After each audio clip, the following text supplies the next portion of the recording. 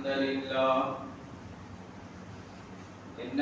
لله نحمده ونستعينه ونستغفره ونعوذ بالله من شرور أنفسنا ومن سيئات أعمالنا ومن يهده الله فلا مضل له ومن يضلله فلا هادي له وأشهد أن لا إله إلا الله وأشهد أن محمدا عبده ورسوله. أعوذ بالله من الشيطان الرجيم. بسم الله الرحمن الرحيم. يا أيها الذين آمنوا اتقوا الله حق تقاته ولا تموتن إلا وأنتم مسلمون. يا أيها الناس اتقوا ربكم الذي خلقكم من نفس واحدة وخلق منها زوجها وبث منهما رجالا كثيرا ونساء واتقوا الله الذي تساءلون به والأرحام إن الله كان عليكم رقيبا. يا أيها الذين آمنوا اتقوا الله وقولوا قولا سديدا يصلح لكم أعمالكم ويغفر لكم ذنوبكم ومن يطع الله ورسوله فقد فاز فوزا عظيما. أما بعد فإن أصدق الحديث كتاب الله وخير الهدي هدي محمد صلى الله عليه وسلم وشر الأمور محدثاتها وكل محدثة بدعة وكل بدعة ضلالة وكل ضلالة في النار. قال الله تبارك وتعالى في كلامه المجيد. بسم الله الرحمن الرحيم. اليوم أكملت لكم دينكم وأتممت عليكم نعمتي ورضيت لكم الإسلام دينا. فقال النبي صلى الله عليه وسلم من عمل عملا ليس عليه أمرنا فهو رد. متفق عليه. رب اشرح لي صدري ويسر لي أمري واحلل عقدة من لساني يفقهوا قولي. رب زدني علما. اللهم رب زدنی علما. تمام قسم کی تعریف حمد و ثنا بڑائی و بزرگی اللہ وحدہ لا شریک لہ کی الہی و زیبا ہے. مختصر اللہ رب العالمین کے حمد و ثنا کے بعد سارے ہی انبیاء کرام پر بے شمار انگیت و درود و سلام نازل ہو. بالخصوص امام النبی رحمت اللہ علیہ جناب محمد رسول اللہ صلی اللہ علیہ وسلم پر، آپ کی آل پر اور قیامت تک سچی پیروی کرنے والے امت مسلمہ پر. اللهم صل علی محمد وعلى آل محمد كما صليت على ابراہیم وعلى آل ابراہیم انك حمید مجید. اللهم بارك على محمد وعلى آل محمد كما باركت على ابراہیم وعلى آل ابراہیم انك حمید مجید. محترم حضرات، ابھی خطبہ مسنونہ کے بعد قرآن کریم کی آیت اور بخاری مسلم کی حدیث پڑھی گئی. ان دونوں دلائل کی روشنی میں آج کا جو عنوان ہے وہ عید میلاد النبی صلی اللہ علیہ وسلم کی شرعی حیثیت کیا ہے. آئیے سب سے پہلے سمجھتے ہیں کہ میلاد کس کو کہتے ہیں. میلاد ولادت کو، پیدائش کو کہتے ہیں. کسی کی پیدائش کو میلاد کہا جاتا ہے. اگر چونکہ اب اس میں میلاد النبی اگر کہا جائے تو اس کا مطلب ہوگا نبی کریم صلی اللہ علیہ وسلم کی ولادت، نبی صلی اللہ علیہ وسلم کی پیدائش. یہ بات تو قرآن کے ذریعے ہمیں اور آپ کو پتہ چل چکا ہے کہ اللہ کے نبی صلی اللہ علیہ وسلم تشریف لائے اور اللہ کے نبی صلی اللہ علیہ وسلم کی آمد سے پہلے حضرت عیسیٰ علیہ السلام نے بھی تورات کے اندر یہ بشارت دی کہ ایک نبی آئیں گے. یہ باتیں ہمیں اور آپ کو معلوم ہو چکا ہے. آج کے خطبہ جمعہ میں یہاں یہ معلوم کریں گے آپ کہ اللہ کے نبی صلی اللہ علیہ وسلم اس دنیا میں کب آئے، آپ کی ولادت کب ہوئی، آپ کی پیدائش کب ہوئی. ترمذی کے اندر ایک حدیث ہے حضرت قیس بن مخرمہ رضی اللہ عنہ بیان کرتے ہیں کہ قلت انا ورسول اللہ صلی اللہ علیہ وسلم عامل فیل، میں اور اللہ کے نبی صلی اللہ علیہ وسلم عامل فیل پیدا ہوئے. فیل کس کو کہتے ہیں؟ فیل کہتے ہیں ہاتھی کو. اور عام عین الف میم، عام سے مراد سال، ہاتھی والے سال. حضرت قیس بن مخرمہ کہتے ہیں کہ میں اور اللہ کے رسول صلی اللہ علیہ وسلم پیدا ہوئے. ہاتھی والے سال سے مراد جس سال ابرہہ نامی شخص نے یمن سے اپنا پورا لاؤ لشکر لے کر کے مکہ آیا تھا خانہ کعبہ کو اٹھانے کے لیے. اللہ تعالیٰ نے اس واقعے کا نقشہ قرآن مجید تیسرے پارے میں سورہ فیل کے اندر کھینچا ہے. الم تر کیف فعل ربک باصحاب الفیل. اے نبی صلی اللہ علیہ وسلم، کیا آپ کو معلوم نہیں، کیا آپ نے دیکھا نہیں کہ آپ کے رب نے ہاتھی والوں کے ساتھ کیا کیا؟ یعنی ان کو جو درگت ہوئی ہے، ان کی جو حالت ہوئی ہے ابرہہ بادشاہ اور ان کی پورے لاؤ لشکر کا، تو اللہ تبارک و تعالیٰ نے نبی کریم صلی اللہ علیہ وسلم کو یاد دلایا. اور اس لیے آپ بھی یاد دلایا کیونکہ یہ واقعہ نبی صلی اللہ علیہ وسلم کی پیدائش کے بہت قریب کا معاملہ ہے. تو کہا اللہ نے کیا آپ نے دیکھا نہیں، یعنی وہ جگہ دیکھا نہیں، اس واقعہ کو سنا نہیں کسی سے کہ ہاتھی والوں کے ساتھ آپ کے رب نے کیا کیا. الم تر کیف فعل ربک باصحاب الفیل الم یجعل کیدہم فی تضلیل. اللہ تعالیٰ نے ان کے مکر کو بیکار نہیں کر دیا، ان کے مکر کو چال کو بیکار نہیں کر دیا. یعنی جو مکر جس مقصد کے لیے ابرہہ آیا تھا اللہ نے اس کو الٹ دیا. الم یجعل کیدہم فی تضلیل وارسل علیہم طیرا ابابیل. اللہ تعالیٰ نے پرندوں کے جھنڈ بھیجے اور جن کے پنجوں کے اندر چھوٹی چھوٹی مٹی اور پتھر کی کنکریاں تھی، اس کے ذریعے وہ مار رہا تھا. آخر میں نتیجہ کیا ہوا؟ کعصف فجعلہ کعصف معقول، وہ کھائے بھوسے کی طرح ہو گیا.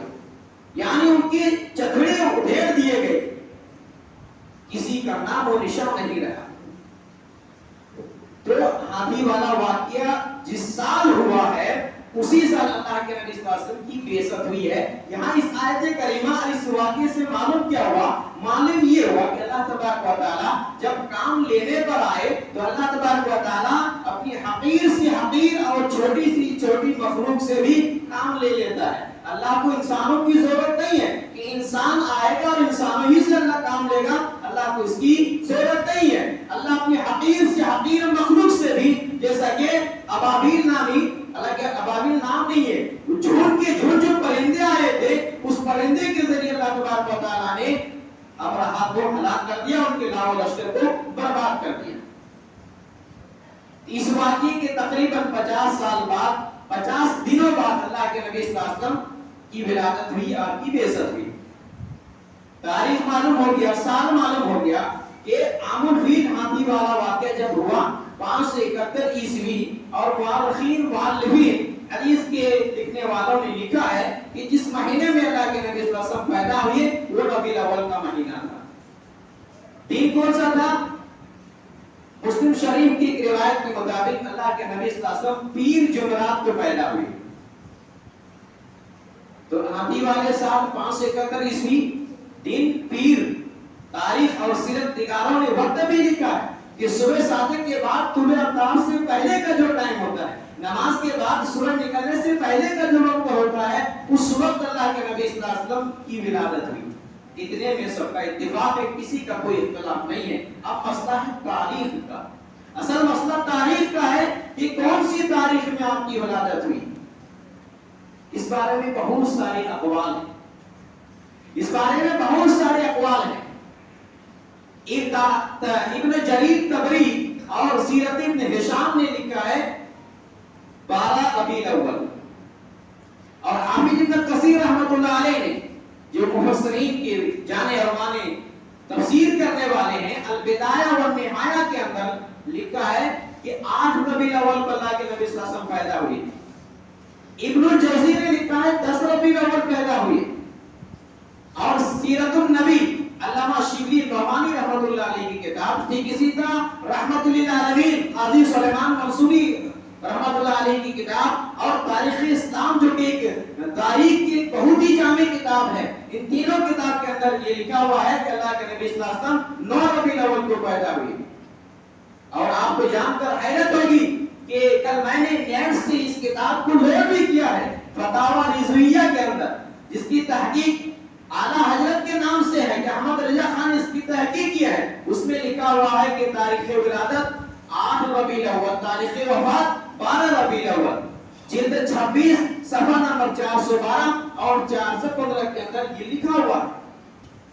تو مختلف اقوال ہیں. اس کے علاوہ بھی بعض نے ربیع الاول کی 17ویں تاریخ بتایا ہے، بعض نے 20 اور بعض نے 22 بتایا ہے. اور یہاں ایک بات جان کر بڑی حیرت ہوگی کہ شیخ عبد القادر جیلانی بغدادی رحمۃ اللہ علیہ نے، انہوں نے تو مہینہ ہی الگ لکھا ہے.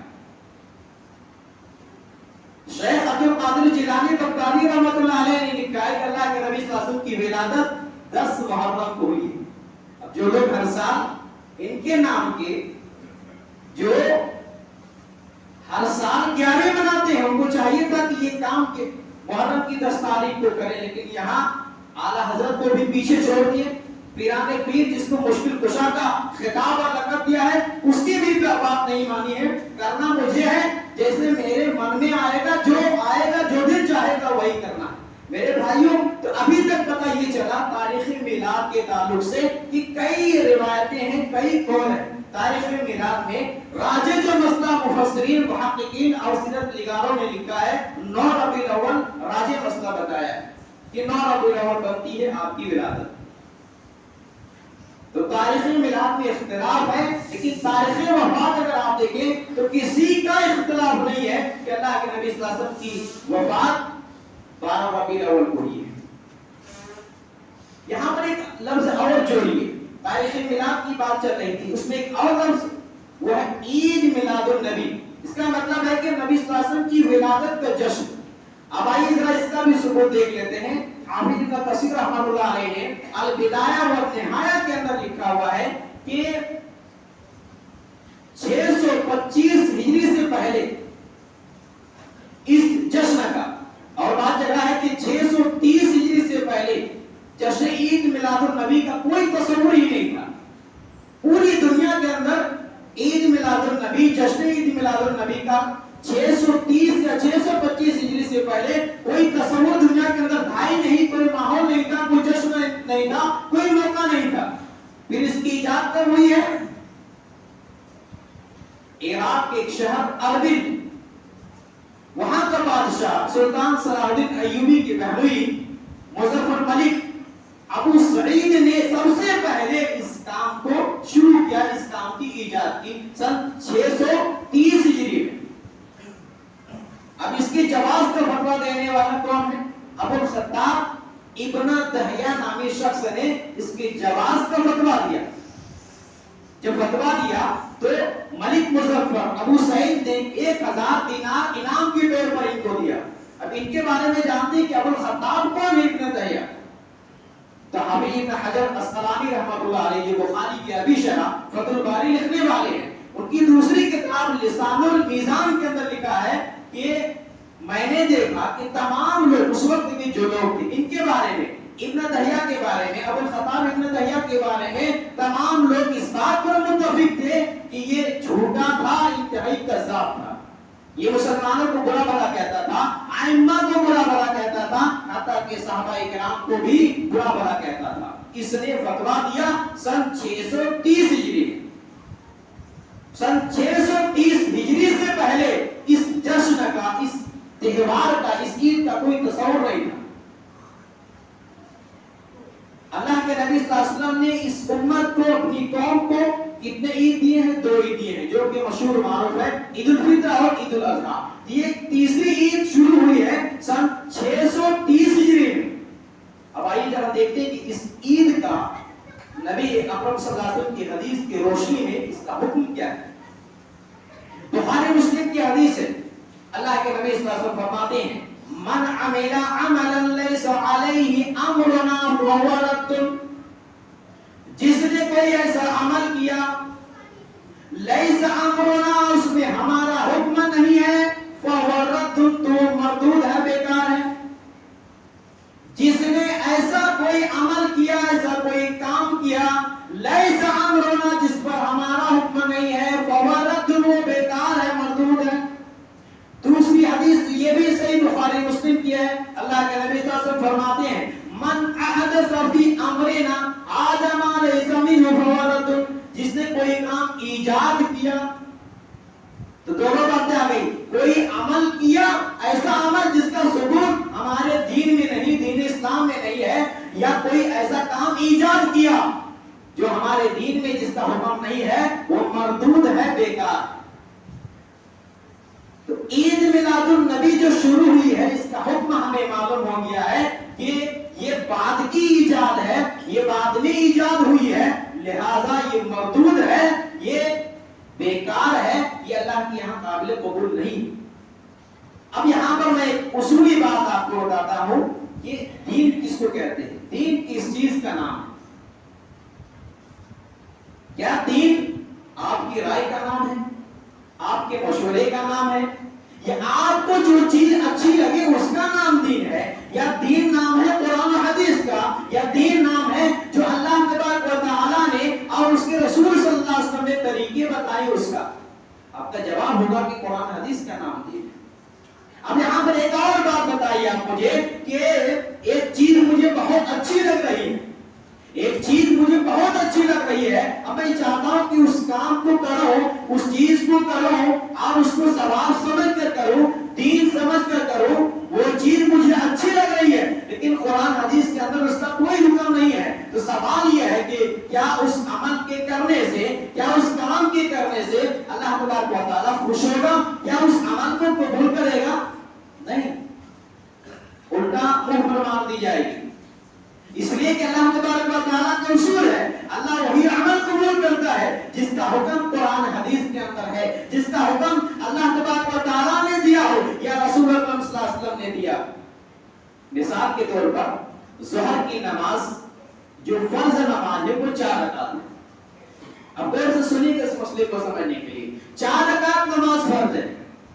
کوئی شخص یہ سوچے کہ میں 4 کے بجائے 5 پڑھ لوں، کیونکہ نماز میں تو قرآن پڑھا جاتا ہے، نماز میں تو دعا پڑھی جاتی ہے، اللہ کی بڑائی بیان کی جاتی ہے، حمد و ثنا بیان کیا جاتا ہے، تو جو مزید 1 رکعت پڑھوں گا اس میں تو سب اللہ اس کے رسول ہی کی باتیں ہوں گی، تو 1 رکعت پڑھنے سے یعنی 4 کے بجائے 5 پڑھنے سے کیا اس کی وہ نماز ہوگی؟ آپ کا جواب آئے گا نہیں ہوگی۔ کیوں نہیں ہوگی؟ اس لیے کہ اللہ کے نبی صلی اللہ علیہ وسلم نے 4 رکعت فرض کی ہے، 4 آپ نے پڑھی ہے، 4 آپ نے بتائی ہے۔ جب 4 آپ نے بتائی ہے، 5 نہیں کر سکتے ہیں، اور 1 رکعت پڑھنے کی وجہ سے، 1 رکعت ایڈ کرنے کی وجہ سے وہ 4 جو پڑھ رہے تھے ہو رہی تھی وہ بھی نہیں ہوگی، کیونکہ ایڈ کیا ہوا ہے اور اس کا حکم قرآن حدیث کے اندر نہیں ہے، اس لیے یہ عمل بیکار ہے، مردود ہے۔ ایک اور بات کہ ہو سکتا ہے یہ کام، یہ جشن جو لوگ منا رہے ہیں وہ بڑے خوش ہو رہے ہیں اور اپنے آپ کو بڑا خوش نصیبی سمجھ رہے ہیں، ان کو بڑا اچھا لگ رہا ہے، لیکن آپ کے یا ہمارے خوش ہونے سے، آپ کو یا ہمارے اچھا لگنے سے اللہ کو کوئی فرق نہیں پڑتا۔ اللہ کو وہی عمل قابل قبول ہے جو اللہ نے حکم دیا ہے یا جس کا حکم اللہ کے رسول صلی اللہ علیہ وسلم نے دیا ہے۔ مثال کے طور پر قرآن کا پڑھنا کیا غلط ہے؟ قرآن کی تلاوت کرنا کیا غلط ہے؟ اچھا کام ہے یا برا کام ہے؟ ایک بچے سے بھی پوچھیں گے جو سمجھدار ہوگا تو کہے گا کہ کیسی بات کر رہے ہیں، قرآن پڑھنا اچھا کام ہے، قرآن کی تلاوت کرنا باعث ثواب ہے، لیکن سوال یہاں پر یہ ہے کہ ایک آدمی نماز کے اندر رکوع کی حالت میں قرآن پڑھنے لگے، ایک آدمی نماز کے اندر سجدے کی حالت میں قرآن پڑھنے لگے، تو کیا اس کا یہ عمل قابل قبول ہے؟ کیا اللہ اس کا یہ عمل قبول کرے گا؟ نہیں کرے گا میرے بھائی۔ اس لیے یہ عمل قرآن کا رکوع کے اندر، سجدے کے اندر حدیث کے خلاف ہے، حدیث رسول کے خلاف ہے۔ اللہ کے نبی صلی اللہ علیہ وسلم نے رکوع کی حالت میں، سجدے کی حالت میں قرآن کی تلاوت سے منع کیا ہے۔ قرآن پڑھنا بذات خود اچھا کام ہے، نیک کام ہے، لیکن نماز کے اندر رکوع اور سجدے کی حالت میں یہ برا کام ہے، یہ جگہ غلط ہے، یہاں پڑھنے سے روکا گیا ہے۔ ٹھیک اسی طرح میرے بھائیوں، جو عمل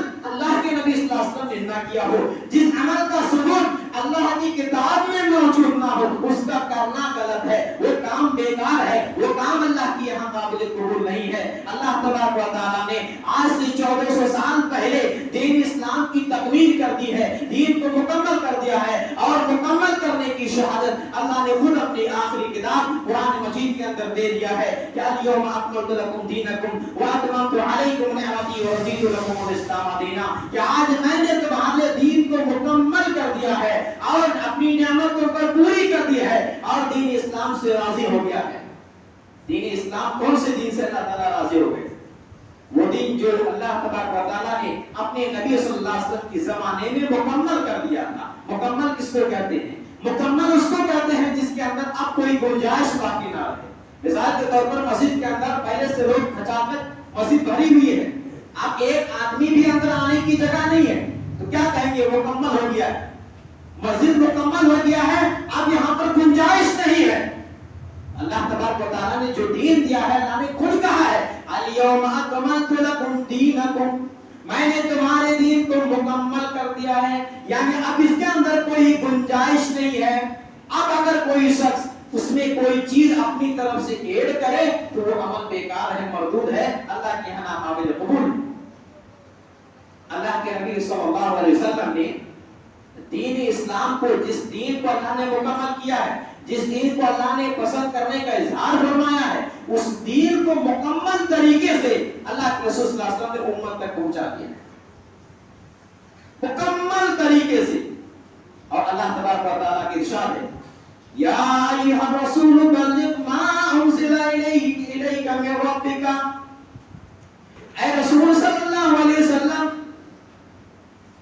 آپ کی طرف اللہ کی جانب سے جو کچھ نازل کیا گیا ہے، بلغ، آپ اس کو پہنچا دیجئے، وَإِن لَّمْ تَفْعَلْ فَمَا بَلَّغْتَ رِسَالَتَهُ، اگر آپ نے ایسا نہ کیا، جو اللہ کی طرف سے حکم ملا، جو کچھ اللہ کی جانب سے نازل ہوا ہے، اگر آپ نے اس کو پہنچایا نہیں، ان میں سے کسی بھی چیز کو آپ نے اگر چھپایا ہے تو آپ نے رسالت کا حق ادا نہیں کیا۔ میرے بھائیوں، ذرا بتائیے، اللہ تبارک و تعالیٰ نے اللہ کے نبی صلی اللہ علیہ وسلم کو یہ حکم دیا دین دینے کے بعد کہ جو کچھ اللہ کی طرف سے نازل کیا گیا ہے آپ اس کی تبلیغ کیجئے، آپ اس کو لوگوں تک پہنچا دیجئے۔ اگر ایسا نہیں کرتے ہیں تو آپ رسالت کا حق ادا نہیں کرتے ہیں۔ تو اتنی بڑی چیز عید میلاد النبی رہ گئی تھی اللہ کے نبی صلی اللہ علیہ وسلم سے بتانے کے لیے کہ آج ایک آدمی کہتا ہے کہ یہ اللہ کے نبی صلی اللہ علیہ وسلم نے نہیں بتایا، یہ ہم بتا رہے ہیں، اس چیز کو ہم نے ایجاد کر کے دین میں داخل کیا ہے۔ گویا کہ اگر کوئی آدمی یہ کہتا ہے تو نعوذ باللہ، ان کا یہ عقیدہ ہے، ان کا یہ ماننا ہے کہ اللہ کے نبی صلی اللہ علیہ وسلم نے رسالت کا حق صحیح سے ادا نہیں کیا، کیونکہ اللہ نے حکم دیا ہے اے نبی جو کچھ ہم نے نازل کیا آپ اس کو پہنچا دیجئے، آپ اس کو اپنے پاس روکیے مت، بلکہ آپ اس کی تبلیغ کر دیجئے۔ اگر ایسا نہیں کرتے ہیں تو آپ رسالت کا حق ادا نہیں کرتے ہیں۔ حضرت سلمان رضی اللہ عنہ سے اللہ کے نبی صلی اللہ علیہ وسلم نے چونکہ ہر چیز امت تک پہنچا دی، جو کچھ بھی اللہ نے نازل کیا ہے، چاہے وہ خیر ہو امت کے لیے یا شر ہو امت کے لیے، آپ نے کسی چیز کو چھپایا نہیں ہے۔ حضرت سلمان رضی اللہ عنہ سے کسی نے تنزم کہا ہے کہ قد علمکم نبیکم صلی اللہ علیہ وسلم کل شیء حتی الخراج، تمہارے نبی صلی اللہ علیہ وسلم نے تو تمہیں ہر چیز کی تعلیم دی ہے، یہاں تک کہ تم قضاء حاجت میں کیسے جاؤ، بیت الخلاء میں کیسے جاؤ، لیٹرین باتھ روم میں کیسے داخل ہو، کون سی دعا پڑھو، تمہارے نبی نے تو یہ طریقے بھی بتا دیے ہیں۔ حضرت سلمان رضی اللہ عنہ کہتے ہیں کہ اجل کیوں نہیں، اللہ کے نبی صلی اللہ علیہ وسلم نے ہمیں ہر طریقے بتا دیے ہیں۔ فَلَقَدْ نَهَاكُمْ أَن نَّسْتَقْبِلَ الْقِبْلَةَ أَوْ لِغَائِطٍ أَوْ لِبَوْلٍ، اللہ کے نبی صلی اللہ علیہ وسلم نے ہمیں قضاء حاجت میں کیسے داخل ہو، کون سی دعا پڑھیں، یہاں تک کہ جب بیٹھے تو کس طرح رک کر کے بیٹھے۔ اللہ کے نبی صلی اللہ علیہ وسلم نے یہ بھی طریقہ آپ نے بتا دیے ہیں کہ ہم جب قضاء حاجت کے لیے بیٹھے تو قبلہ کی طرف رخ نہ کریں، نہ پیٹھ کریں، نہ ہمارا چہرہ قبلہ کی طرف ہو۔ او ان نستنجیہ، اللہ کے نبی صلی اللہ علیہ وسلم نے تو اس بات سے بھی منع کر دیا کہ دائیں ہاتھ سے استنجا نہ کریں۔ اللہ کے نبی صلی اللہ علیہ وسلم نے ہمیں یہ طریقہ بھی بتا دیا ہے کہ 3 ڈھیرے سے کم میں استنجا نہ کریں، گوبر سے اور ہڈی سے استنجا نہ کریں۔ میرے بھائی ذرا بتائیے، جو نبی اتنی چھوٹی سی چھوٹی چیز، معمولی سی معمولی چیز، ایک آدمی کیسے بیت الخلا میں داخل ہو، کون سا قدم پہلے داخل کرے، کون سی دعا پڑھے، باہر نکلے تو کون سی دعا پڑھے، اللہ کے نبی صلی اللہ علیہ وسلم نے جب اتنی چھوٹی چھوٹی چیز بتا دی ہو، اتنی بڑی چیز عید میلاد النبی آپ کیسے بھول سکتے ہیں؟ آپ اندازہ کر سکتے ہیں، اور یہ بات سمجھ سے باہر ہے کہ جو نبی سونے جاگنے طریقے بتا گئے ہو، جو نبی کھانے پینے کے آداب بتا گئے ہو کہ کھانے سے پہلے اگر بسم اللہ نہیں پڑھی جاتی ہے، اگر بسم اللہ نہیں پڑھتے ہیں، اس کھانے میں شیطان شریک ہو جاتا ہے۔ اتنی باریک اتنی چھوٹی چیز بتانے والے اتنی بڑی چیز جشن عید میلاد النبی، کیا آپ چھپا کر چلے گئے؟ نعوذ باللہ۔ میرے بھائی، اللہ کے نبی صلی اللہ علیہ وسلم نے ہر چیز بتا دی ہے، کسی کو چھپایا نہیں، اور اسی لیے اللہ کے نبی صلی اللہ علیہ وسلم نے حجۃ الوداع کے موقع پر مینا کے اندر ایک لمبا خطبہ دیا، ایک بہترین خطبہ دیا، اور اس بہترین خطبے کے اندر اللہ کے نبی صلی اللہ علیہ وسلم نے صحابہ کرام سے کہا، اے میرے صحابہ، کل قیامت کے دن تم سے اللہ تبارک و تعالیٰ میرے بارے میں سوال کرے گا کہ اے میرے بندو، یہ بتاؤ جو دین تمہارے نبی کو میں نے دیا تھا، اس دین کی تبلیغ کر دی، اس دین کو مکمل طور پر پہنچا دیا، تو تمہارا کیا جواب ہوگا؟ صحابہ کرام نے کہا، قالوا نشهد انک قد بلغت، اے اللہ کے نبی صلی اللہ علیہ وسلم، ہم گواہی دیتے ہیں کہ یقیناً آپ نے مکمل دین پہنچا دیا ہے، آپ نے رسالت حق ادا کر دیا ہے۔ اس وقت اللہ کے نبی صلی اللہ علیہ وسلم نے اپنی شہادت کی انگلی کو آسمان کی طرف اٹھایا اور کہا کہ اللہم اشہد، اللہم اشہد، اللہم اشہد، اے اللہ تو گواہ رہنا، اے اللہ تو گواہ رہنا، اے اللہ تو گواہ رہنا۔ تو میرے بھائیو، اللہ کے نبی صلی اللہ علیہ وسلم نے مکمل دین امت تک پہنچا دیا۔ ہر چیز پہنچانے کے باوجود اللہ کے نبی صلی اللہ علیہ وسلم کتنا بدعت سے خیال رکھتے تھے، کتنا بدعت سے بچنے کی تلقین کرتے تھے کہ ہر خطبے کے اندر اللہ کے نبی صلی اللہ علیہ وسلم یہ فرماتے تھے، وَإِنَّ خَيْرَ الْحَدِيثِ كِتَابُ اللَّهِ وَخَيْرَ الْهَدْيِ هَدْيُ مُحَمَّدٍ صلی اللہ علیہ وسلم۔ یقیناً سب سے بہترین کتاب اگر کسی کی ہے تو اللہ کی کتاب ہے، سب سے بہترین اگر کوئی راستہ ہے وہ جناب محمد رسول اللہ صلی اللہ علیہ وسلم کا راستہ ہے۔ وَشَرُّ الْأُمُورِ مُحْدَثَاتُهَا، اور سب سے برا کوئی معاملہ ہے، کوئی چیز ہے تو وہ بدعت ہے۔ وَشَرُّ الْأُمُورِ مُحْدَثَاتُهَا، دین کے اندر سب سے بدترین کوئی چیز ہے، سب سے برا اگر کوئی چیز ہے تو وہ دین میں نئی چیز کا ایجاد کرنا ہے، اور ہر نئی چیز گمراہی ہے، اور ہر گمراہی جہنم میں لے جانے والی ہے۔ تو میرے بھائیوں، اب تک جو بات ابھی آپ کے سامنے آئی ہے، ان تمام باتوں سے پتہ یہ چلا کہ عید میلاد النبی کا جو تصور سماج کے اندر ہے، جشن عید میلاد النبی کے نام سے جو کام کیے جا رہے ہیں، یہ سراسر نئی چیز ہے، بدعت ہے۔ اس سے ہم سب کو بچنا ہے، اپنے لوگوں کو، اپنے رشتہ داروں کو بھی بچانا ہے۔ بڑے پیارے انداز سے سمجھانے کی ضرورت ہے، بڑے ہی بلیغ طریقے سے نصیحت کرنے کی ضرورت ہے۔ یہاں پر ایک بات میں بتا کر اپنی بات کو ختم کرتا ہوں۔ جو لوگ مناتے ہیں اس کے پاس دلیل کس طرح کی ہوتی ہے، ذرا سمجھنے کی کوشش کیجیے گا۔ دلیل تو بہت ساری ہے، لیکن ایک بات وہ بھی قرآن سے، کیونکہ قرآن نے کہا ہے کہ اسی قرآن سے بہت سارے لوگ ایمان لے کر آئیں گے، ہدایت پر رہیں گے، اور اسی قرآن کو پڑھنے کی وجہ سے بہت سے لوگ کفر اختیار کریں گے، گمراہ ہو جائیں گے۔ تو قرآن کو جو جیسے سمجھنے کی کوشش کریں گے اسی طریقے سے ان کو یا پھر ہدایت ملے گی یا پھر وہ گمراہی کے شکار ہوں گے۔ قرآن کی ایک آیت ہے، قل بفضل اللہ برحمتہ، قل بفضل اللہ برحمتہ وبرحمتہ فبذلک فلیفرحوا۔ فرمایا اللہ کے نبی صلی اللہ علیہ وسلم، اللہ رب العالمین کی فضل اور اس کی رحمت پا کر کے خوش ہونا چاہیے۔ اللہ نے کہا آپ کہہ دیجئے کہ جن کو اللہ کی رحمت مل جائے، اللہ کی نعمت مل جائے، اللہ کا فضل مل جائے، اس کی رحمت مل جائے، فبذالک، اس وجہ سے فلیفرحوا، اس سے خوش ہونا چاہیے۔ اب دلیل کیا دیتے ہیں کہ کوئی نعمت، کوئی فضل، کوئی رحمت ملے تو اللہ نے کہا خوش ہونا چاہیے۔ تو اللہ کے نبی صلی اللہ علیہ وسلم اتنی بڑی نعمت ہے، بے شک نعمت ہے، اس کا ہم انکار نہیں کرتے ہیں۔ تاریخ میلاد کا ہم انکار نہیں کرتے ہیں۔ انکار اگر کسی کا کرتے ہیں یا جس چیز کا ہمیں انکار ہے وہ عید کا انکار ہے، تاریخ میلاد کا ہمیں انکار نہیں ہے۔ یہ میرا موقف ہے، یہ میرا اسٹینڈ ہے۔ اللہ کے نبی صلی اللہ علیہ وسلم پیدا ہوئے ہیں، کیونکہ تاریخ میلاد کا جو انکار کر دے وہ مسلمان کہاں سے ہو سکتا ہے؟ میلاد کے بارے میں، پیدائش کے بارے میں انکار نہیں ہے، انکار ہے۔ اور اگر کوئی بات ہے تو وہ عید میلاد النبی میں بات ہے، جشن عید میلاد النبی میں بات ہے۔ تو کہا کہ اتنی بڑی نعمت ملے تو اس میں خوشی کا اظہار کرے تو کیا دقت ہے؟ میں یہاں سوال یہ کرنا چاہتا ہوں، یہ قرآن کی یہ آیت کس پر نازل ہوئی؟ ظاہر سی بات ہے آپ کا جواب ہوگا جناب محمد رسول اللہ صلی اللہ علیہ وسلم پر نازل ہوئی۔ تو جناب محمد رسول اللہ صلی اللہ علیہ وسلم پر قرآن کی آیت نازل ہوئی اور آپ کو سمجھ میں نہیں آئی، آج کے مولوی کو یہ بات سمجھ میں آ گئی۔ اللہ کے نبی صلی اللہ علیہ وسلم کی یہ سمجھ میں نہیں آئی کہ اتنی بڑی نعمت ہے تو آپ کا سیلیبریٹ آپ کے نام سے ہونا چاہیے تھا، جشن ہونا چاہیے تھا، جلوس نکالنا چاہیے تھا۔ نعوذ باللہ، اللہ کے نبی صلی اللہ علیہ وسلم کو یہ بات سمجھ میں نہیں آئی، آپ کے چہیتے جانثار ساتھی صحابہ کرام کو سمجھ میں نہیں آئی، تابعین کو سمجھ میں نہیں آئی، تبع تابعین کو سمجھ میں نہیں آئی، اور ائمہ جس کو کہتے ہیں کہ برحق ہے چار امام، ان کو بھی سمجھ میں نہیں آئی۔ آج کی مولوی اور ملا کو کیسے سمجھ میں آ گئی کہ اس کا مطلب یہ ہوتا ہے جشن میلاد النبی اور ایک تہوار جلوس نکالا جائے؟